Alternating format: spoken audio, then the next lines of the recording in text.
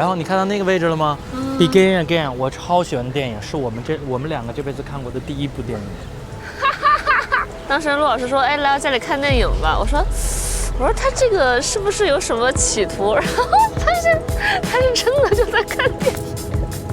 有人说这个世界上只有2种城市，纽约和纽约以外的地方。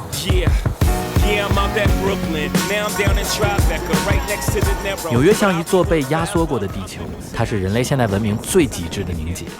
金钱、权力、艺术、罪恶、梦想，所有能在人间燃烧的东西，都在这个面积不足60平方公里的曼哈顿岛上日夜焚烧。有人在这里一夜成名，有人在这里一贫如洗，更多的人则是带着行李箱和一颗不甘的心，站在某个街角，抬头看着被摩天大楼切割成碎片的天空。在这里，你会觉得自己无比渺小，也会觉得自己无所不能。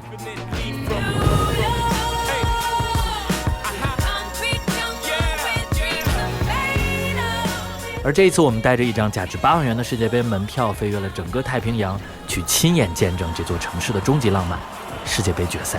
因为没有哪一座城市比纽约更懂得来自不同国家、说着不同语言、相信着不同故事的人，为什么仍然愿意坐在一起，看着同一件事情发生。欢迎来到《美国往事》纽约第1集。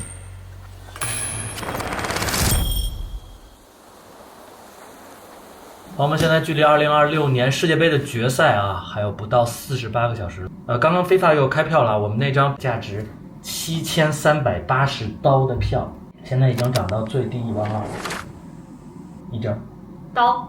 对，最低，而且现在还在涨。而且说实话，FIFA是可以买卖的，也就是说我们现在可以把它卖了。这次我们将会带什么去拍摄我们的球赛？真的，这个东西有点意思的，我一直藏着，你知道吗？怎么样？3、2、1。我操！啊！你看过那个电视剧吗？叫《北京人在新乡》。北京人在扭腰。你听过那个歌吗？刘欢唱的。千万次，千万里，我追寻着你。新乡，我们来了。却并不在意，你不像是在我梦里，在梦里你是我的唯一。Time again, you ask me. If you love him, bring him to New York, for it's heaven. If you hate him, bring him to New York, for it's hell. 朋友们，我们现在到了纽约 ，first day。那我们现在的位置当然是在曼哈顿。那纽约其实有5大行政区，那曼哈顿只是其中一个。那曼哈顿呢，其实还分为有，比如说经常大家说的上城区、下城区。这个东西如果大家不好理解，咱们就把纽约想象成北京因为其实纽约跟北京是有相像的地方，就是美国人他不分东南西北，所以他这个上下是在看地图的时候，他在上面跟下面。那 Uptown 呢，基本上就是上风上水的地方，相当于北京的北城。那下城区就是 Downtown， 一听 Downtown 这个名大家就熟了吧？相当于北京的南城。Downtown 就是很多最早的发源地Chinatown、唐人街、小意大利、华尔街等等，就是基本上都集中在这个 Downtown 的地方。以这个中央公园为分界线，很多富人区都集中在北城。当然，纽约和北京的相像不仅于此，同样的四季分明。同样的机会多，竞争多，房价高，通勤长。北京人抱怨堵车，纽约人抱怨地铁。很多像我这么大的中国人认识纽约是从《北京人在纽约》那部剧开始的。30多年过去了，北京和纽约依然很像，都是那种你可以不喜欢，但是你无法忽视的城市。北京到纽约，乘坐的地铁到地点，我发现什么？一切都没变，大城市带来的物质让人众所皆知。我孤注一掷的抛弃生活，追求所谓的励志。关注这个频道5年以上的老观众可能听出来这是 Jeff 的歌。我们是在奥兰多认识的，但是在这之前他就住在纽约的寄宿家庭中上高中，所以这次过来他也给我推荐了不少的美食。那我们选择要介绍给大家的这一家跟北京的口味也有点像，纽约也有属于自己的烧饼夹肉。给大家看，我们现在排了大概得有40分钟吧，然后马上就排到了。来，朋友们，终于点到了1个多小时啊！然后这家店其实是1888年一直开业到现在，100多年了。这个是全美历史上最早的一家 daily 啊。daily 是什么？你可以理解为三明治的意思啊，就是它这个烟熏牛肉三明治，然后里边配的是 honey mustard 的酱。哦，我天，掉出来了，完了，20没了。这得多大嘴呀？有点像驴肉火烧。冲到我脑壳上了，就是那个烟熏味儿，你知道吗？然后大家看的这个所有的肉，它为什么排队这么久啊？我觉得一方面是它情绪价值拉满，先让你各种各样的尝，然后这个酱行吗？这个肉行吗？你要不要试试这个什么的？这是一方面，所有东西都是现给你切，它外边的肉都不要，它直接就切掉了，然后它只用里边最嫩的肉，全部都是手工腌制，每一块肉都是要腌制30天以上。就在我身后，周杰伦的照片就在那儿，然后它底下是一个教学，就是如果你吃噎着的话怎么急救，每一个告示啊都不简单。这样一盘的价格啊大概是30多，加上如果你要点个水、点个饮料，再加上税费，可能要冲过50刀了。但是这是在曼哈顿啊，这也就其实代表了一个纽约的一个物价水平吧。我觉得就陆老师他吃完之后剩点边角料我都能吃饱。它很多这样子的楼梯，就是在楼外的楼梯，就跟看那个看美剧，就是店里面有的那样。对。后来我才知道这个叫 Fire Escape， 防火逃生梯。因为18几年的时候，纽约有各种大火，政府就出了一个法案，如果你是盖这种高层的公寓，你必须得有这玩意儿。特别是在曼哈顿，它寸土寸金的地方，一般是没有阳台的，所以像这种防火梯就慢慢的变成了一种穷人阳台。那最早的奥黛丽·赫本演的那个 Tiffany 的早餐，他就在这个上面唱的那个 Moon River。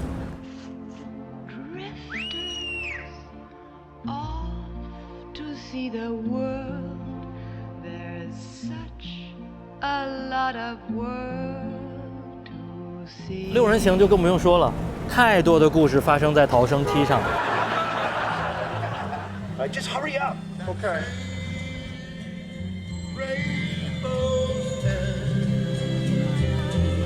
Waiting round the bend, my huckleberry friend. 那从这个逃生梯，你就能感受出来，纽约，特别是曼哈顿，真的是寸土寸金的地方。有一个公寓啊，能看到整个中央公园的，它卖到了6000还是7000万美元，6742，大平层，6、7、42，4亿人民币。这就是纽约的物价。I left my heart in New York. She had brown eyes and she had skin like gold. 纽约的物价其实是要平均比这个全美的平均物价高出74%。啊，房租啊，平均房租是4950，4728，2万8，将近3万人民币的。就房租啊，就全美平均房租的3倍多。我看过一个报告说，一个单身人士如果生活在纽约的话，他的一个让他生活感觉到舒适的一个年收入的门槛，你猜是多少钱？5万，8万3。如果你一年赚不到年薪56万人民币，你在纽约很难活得说，都不说滋润了，就是很难活得舒服。另外就是纽约啊，大家知道美国的小费文化其实是越来越离谱了。最近几年，就是那个付款机上的小费很多都是18甚至20起跳的。大家可以看这个 receipt 啊，我们在时代广场的酒吧各种苛捐杂税加起来70多块钱的消费，可以瞬间到100多。我们龙虾店一共是买了一个这个龙虾三明治，然后有3个这个像是海鲜式的东西，然后1盒虾，然后1个雪蟹腿加一起150多刀，1000多人民币。一碗担担面16，明老师这碗担担面120吧得。我们大家分着吃吧。分着吃它也是110、120。我吃身上了。纽约从你落地的第1分钟起，就在彬彬有礼地提醒你，欢迎来到世界之巅，但是也请支付世界之巅的价格。但如果你要问我这次花的最值的一笔钱，则一定是老友记的体验馆。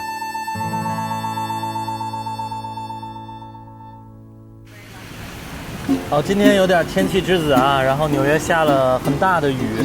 Raindrops keep falling on my head, but that doesn't mean my eyes will soon be turning. 当然，我也有下了雨以后的备案，比如说，大都会博物馆，自然科学博物馆，博物馆奇妙夜的那个取景地，但是这两个地儿我之前都去过了，但是我想去一个。你去过？你跟谁去的？跟我爸妈。那我才不信呢！你真的？你问我爸妈有照片儿，这儿可以贴一个我跟我爸妈的合影，那个时候我还是瘦瘦的我。有证据，有证据，这纯有证据，这绝对跟我爸妈对。那所以我马上带你去一个地方，这个地方是我没有去过的，是 Friends 的一个体验馆。大家知道，Friends 六人行是我最喜欢的剧，没有之一。是的，罗老师真的很爱这个剧。我真的很爱这个剧。OK。说实话，因为下雨，这个行程很临时，我没有做太多的攻略。进来以后就是一些简单的须知，然后我也完全不知道这扇门背后是什么。直到它打开以后，我看到了那张熟悉的橘色沙发。哇哦！哇！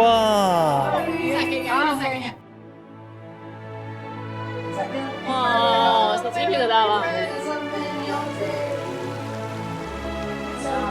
哇塞！可以在这拍照是吗？对。哦，眼泪快出来了。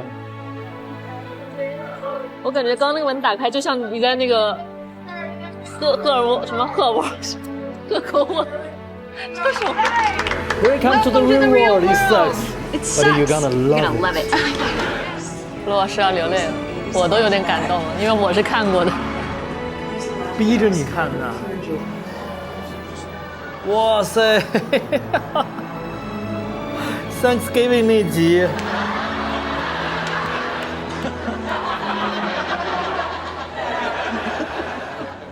You're so great, I love you. 我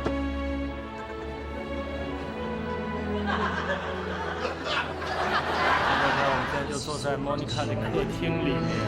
On the count of three, I'll tell you to turn around. Ready? 1, 2, 3. I'm the Holiday Armadillo. I'm a friend of Santa.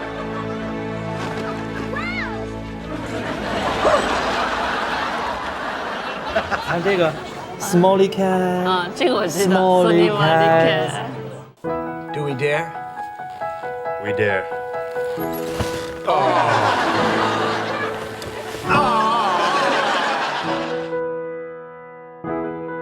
Look at me, I'm Chandler. Look at me, I'm Chandler. 朋友们，它这个真是1比1还原。这边是 Monica 的客厅，看，这边是这个门，然后这边就到楼道了，然后这里还是当时 Rachel 他们掉地上那个蛋糕，然后他们就在这吃掉的。Stick to your side. Come on now. 我们刚搬家的时候，因为我们那个楼梯也特别窄，然后一搬沙发也是这个。 Pivot. Pivot. Pivot. Pivot. Pivot. Pivot. Shut up! Shut up! Shut up! 这刚好是红队跟蓝队，正好是西班牙对阿根廷。阿根廷这边是那个菲比的出租车，看到了吗？菲比他奶奶留给他的出租车。我看到了。过来，这边就是他们咖啡厅了。来，我看。你又要。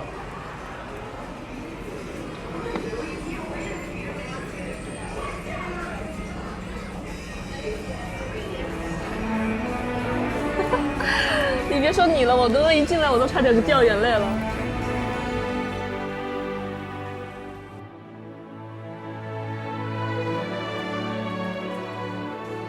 我其实没有把《老友记》看完，就是鹿哥带着我只看了几集，然后，但是我刚刚一进来，然后看到身后这个咖啡厅的时候，我有点想泪崩的感觉。咱们别老哭，咱每一集不是你哭就是我哭。但是这个点特别好，大家看到我们现在面对的这个点啊，他把他们6个人经常在一起聚会的这个沙发单独圈起来了，然后但是外边是真的咖啡厅，也就是说外边来来往往的，大家会真的过来坐。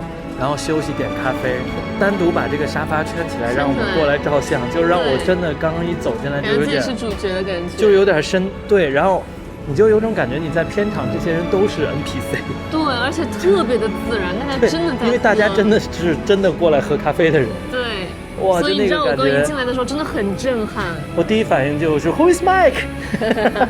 Mike! Yeah? 但是在做咖啡的人不是那个刚瑟跟 Rachel 了，那个刚瑟的演员已经死掉了。哇，影迷真的很值得一来啊！对，票多少钱？65一个人。哦，65刀一个人，稍微有点贵。 6、7、42、4、4、500呢。怎么说呢？我最早拿到这个荣耀 RoboPhone 给我的第一反应就是像是手机跟手持云台，然后有一天晚上喝多了，然后犯下了一个错误诞生出来的东西啊。但是真的在这2天的使用下来，我个人会觉得说，拍照只是它的这个一部分，而是说在手机上长出了一个 Valley。对啊，我看着它就很像那个伊娃和 Valley。来看，比如说啊，它就可以听我们在说什么，然后它可以给予反馈。嘿，悠悠，点评一下我们2个的 OOTD。你的穿搭很有亮点，左边的人穿着带有精致花纹的无袖服饰，气质温婉；右边的人戴了帽子，穿着简约的上衣，整体风格休闲自在。OK， 所以他说我温婉。就是之前的手机里边是有 AI 的嘛，但是它很少有这种真的交互感。这个东西是第一个让我真的觉得说有一个小机器人在跟我交互的这种感觉。所以悠悠，你觉得啊，西班牙跟阿根廷队哪个队有可能会获胜？帮我预测一下，因为我一会儿要去买球衣。西班牙夺冠概率略高，不过阿根廷的韧性和梅西的个人能力也可能创造奇迹。你可以根据自己的偏好选择支持的球队球衣。荣耀 RoboPhone 预测西班牙会赢啊！如果他预测错了，这一段我们就会剪掉。那刚刚提到了，在曼哈顿一套平层啊，可以卖到几亿人民币。当然，在这里一套房子的价值常常不只是钢筋、水泥和面积，能否俯瞰到中央公园，能否到达一个可以看见日落的高度，才是这里价格最重要的锚点。它在曼哈顿的正中间，占据了最昂贵的土地，却不属于任何一个人。Walking with you in Central Park, the day is sunny with a chance of us. All of the trees are blossoming. It's New York in spring. 好了，朋友们，我们现在来到的就是大名鼎鼎的中央公园。对，刚刚一进来的时候就有那种好多马车，因为他们一看我们就是游客，就不是来这边跑步啊或者遛狗的人。刚一大哥，我妈给我气死了，迎面过来就迎面过来，先안녕하세요，空尼基哇，萨瓦迪卡，没一个押中的。他连着特别快的说。中央公园的面积，其实如果大家看地图啊，就会发现，在寸土寸金的曼哈顿，一个公园竟然可以占到这么大。之所以曼哈顿的房价会如此之高，也是拜中央公园所赐。其实一方面，整个中央公园如果都拿来盖楼，肯定曼哈顿的房子就会低很多。北京在中间最值钱的地方也有一个朝阳公园。我刚才好像说朝阳公园。对，朝阳公园的房价也是最贵的。刚开始啊，只拨了150万美元去修这个公园。那等到这个1876年，它最终中央公园开放的时候，整个的成本已经到达了1000多万美元。这不就跟我们装修一样吗？对，就跟我们装修一样。我就要不干票大的，不行就干票大的，能多大的？不行就干个中不溜的，中不溜的就行。原来政府装修政府也装修也这样。然后我们现在要去的地方叫做绵羊草坪，有很多绵羊。可能当年在修这个公园前，会有很多绵羊在吃草。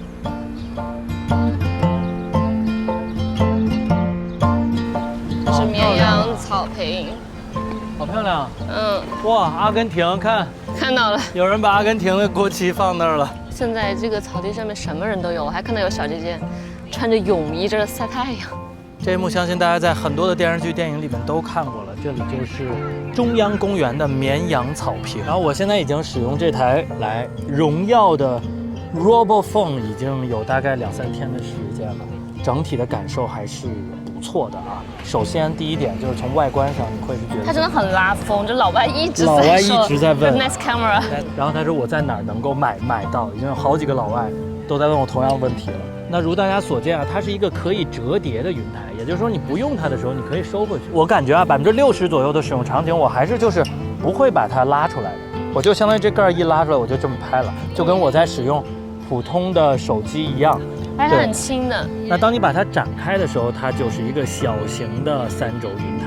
整个的使用场景其实是跟大家平时用的口袋云台是差不太多的。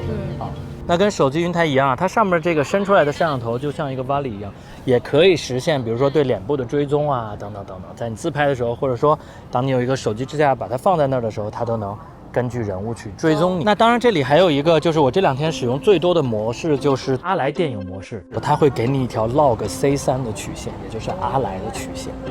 它有14档的动态范围，10比特的宽容度还是不错的。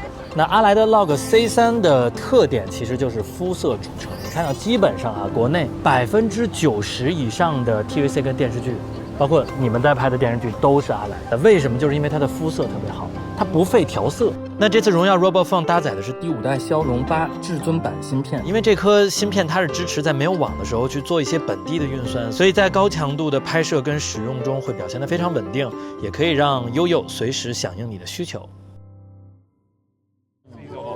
一看就是出海的机器人啊！你看这边是他操控他的2个人都是中国人，硬气。然后老外都在这儿疯了，都没见过，都没看过春晚。这儿就有非常多的电影也是在这儿取景的，来看。然后你看到那个位置了吗？Begin Again， 我超喜欢的电影，是我们2个这辈子看过的第1部电影，记得吗？再次出发 ，Begin Again， 一个音乐电影。看得我快睡着了。当时约会，我说要不要去我家看电影？然后我就想，我说这个男孩怎么这么文艺呀？陆老师说，来到家里看电影吧。我说他这个是不是有什么企图？然后他是真的就在看电影。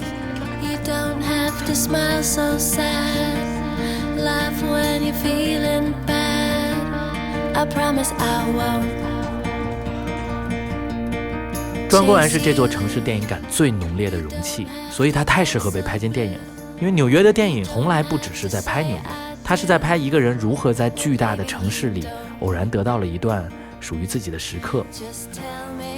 他是真爱电影，我说也不拉个小手，他真的就坐在旁边很认真的给我解说。你是睡着了？当时那部电影，我真的很困到最后。但你知道，当我想把一个很好的电影推荐给你一个人的时候，你知道我当时这样，然后看到你，我就用余光看你，我看到你在玩手机或者一个那什么，我就暂停，我就说这儿你不能错过。在《Begin Again》这部电影里，他们在纽约的街头、天台、公园录歌，他们没有昂贵的录音棚，也没有能够保证成功的未来，但他们把城市的杂音、风声、地铁声、脚步声全部都变成了音乐的一部分。后来我才明白，纽约真正迷人的地方也许就在这里。他不会承诺你成功，他只会给你一个足够大的舞台，让你带着自己的不甘心、热爱和一点点天真继续往前走。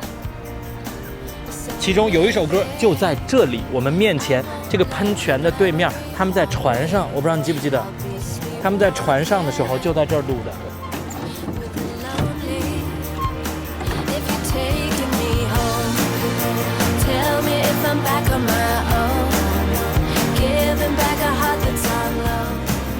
还挺奇妙的，在一起的第7年，我现在做到了我们7年前看的第1部电影的取景地，是真的然后我们变成了电影里的人，虽然你没好好看那部电影。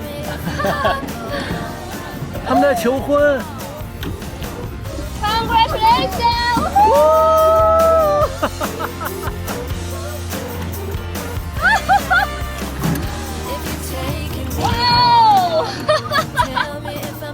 快离开米老师，秋雅结婚，你搁这儿又蹦又跳的。你下午几点的球赛啊？哦，对啊，3点。来不及了。3点，现在11点多了。对，你还得过去1小时呢，还得提前。对，我靠，那球赛在新泽西。快！我靠！呀，全是水！我回去是逆风。玩得太嗨了，差点把正事儿忘了。纽约把一切都标上了价格，房子、景观、时间，世界杯也不例外。足球还是足球，可当全世界最昂贵的城市遇上了全世界最大的比赛，热爱、情怀也都有了清晰的价码。而纽约恰好就是最懂得如何让梦想、热爱与金钱同时运转的地方。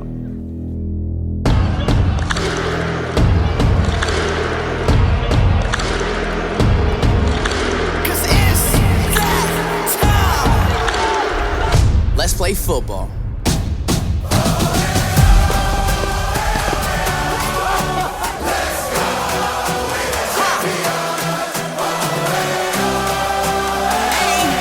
It's the World Cup time. It's the World Cup time.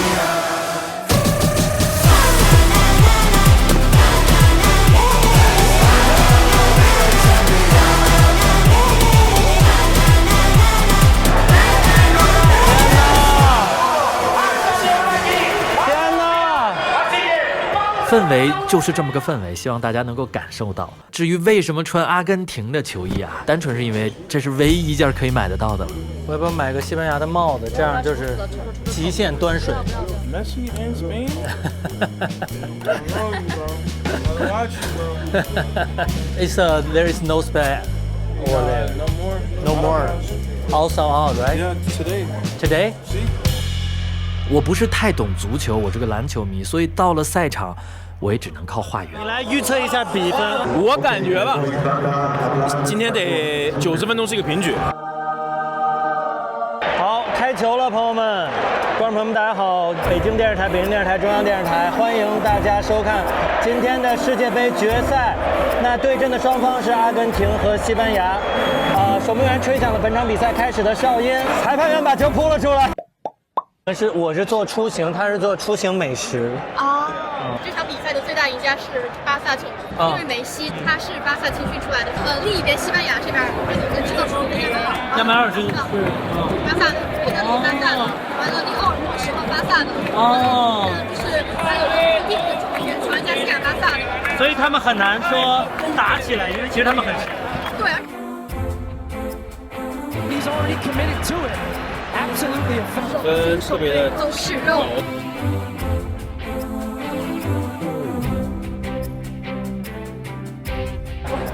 全场阿根廷现在都没有几脚射门，然后阿根廷的这个门将真的是很无敌，他叫什么？马丁内斯。我刚眼看着他来了一个鱼跃，就把一个必进的球给扑出去了。西班牙这边的门将就基本上都无聊死了，他都出禁区了他。都感冒了。这个无敌守门员受伤了，没事儿，哇，起来了。对，这哥们儿不能上，这哥们儿就是那种团队中一个人干了8个人活的那种人，你知道吗？赛级牛马那种。发生什么了？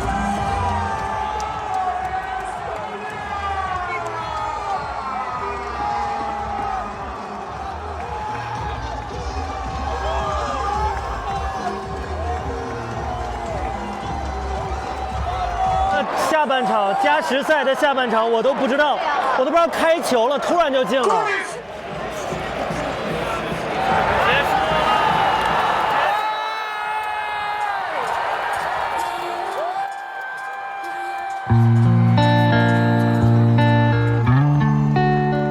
其实足球赛的本质或许就是人类发明的一种微缩战争，22个人为了一颗球奔跑、对抗、争夺。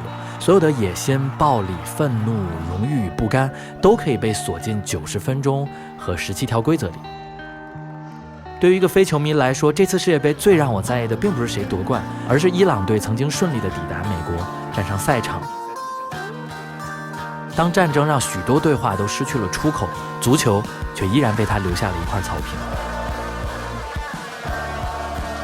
只要这场球还能踢完，文明就还有底线。只要那颗球还在草地上滚动，人类就还愿意把冲突交给规则，而不是交给彼此。当然，足球它并没有弥合伤痕，也没有消除分歧，但它让原本不同的人愿意来到这里，坐在一起，看着同一件事情发生，这本身就是一个奇迹。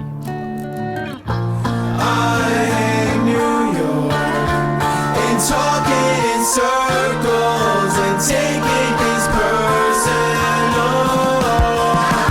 And don't know what for. This is universal. Think it was hurtful. 比赛结束后的那个夜晚，纽约的夜色被霓虹泡得透亮，时代广场的电子屏永不熄灯，西班牙的球迷突然就多了起来。地铁口的风还是那种带着铁锈的闷热。这座城市没有因为一场世界杯决赛而改变什么，它见过了太多的伟大与渺小，太多的加冕与告别。我们带着荣耀 RoboPhone 穿行在这里，它用稳定的镜头跟住了奔跑的人，用会转动的视角捕捉了城市突然出现的情绪。技术正在让镜头更像人，但它替代不了的始终是我们为什么记录。纽约不会记住我们，但它会永远留在我的镜头里。 I hate New York and talking in circles and taking things personal. And don't know what for. 我觉得就是纽约之所以为什么会变成纽约现在的这个样子，我觉得这个可能要放到我们的下一期里去讲。那大家知道我们这档节目叫做《美国往事》，有一部电影也叫做《美国往事》。那下一期里边我们将会给大家承接我们之前西西里岛的故事啊，那些离开了西西里岛的意大利人，他们最终去了哪里？哎，我觉得你挺厉害的。